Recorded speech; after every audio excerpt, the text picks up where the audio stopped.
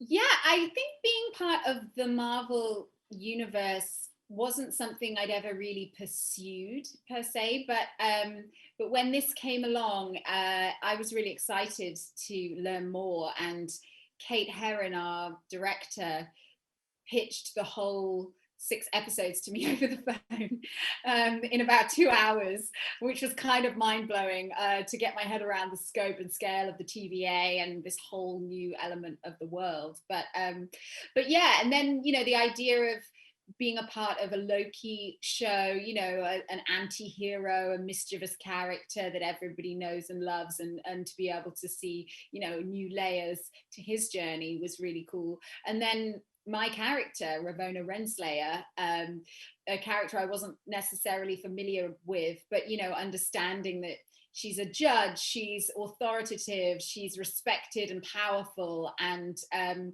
she has sort of morally, complex decisions to make. I don't know. I found the whole thing really intriguing, and also just the chance to do some action, some fights, some more physical, comic book kind of stuff, was really enticing as well. So what attracted me to the part of Ravonna Renslayer was really the fact that this is almost her origin story, if you like, and she obviously has a whole life in the comics. But for me to be able to play a judge, this authoritative figure who's powerful and respected, I hadn't really played a character like that before, with that kind of gravitas. So I was excited for the challenge of that. And also the fact that she has this backstory as a hunter coming up the ranks from a military background. So knowing that she, is tough and has really, risen up the ranks through her own sheer grit and determination was really exciting. And then just also the dynamic with Mobius, Owen Wilson's character, I thought would be really fun, as she's his boss essentially, and he's sort of this maverick agent that has these sort of harebrained, more sort of reckless ideas, and she's always trying to sort of toe him to line, and with the timekeepers as well. So I thought there was just a lot of scope for some fun dynamics to play. It was so great working with our director, Kate Herron. She's just amazing. And what was wonderful is that she is directing all 6 episodes. So it was really cool to feel like we were essentially doing one long movie. Sometimes in TV you have different directors, almost every couple of weeks. And with this, Kate really was the vision, and the vision was, from her from beginning to end. So that's really great as an actor to have that kind of continuity. And she's just so thorough and so passionate about the world, and so detailed, and great with actors. She's got this really calm, centered energy about her.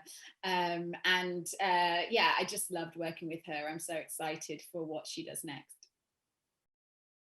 I had such a great time working with both Tom Hiddleston and Owen Wilson.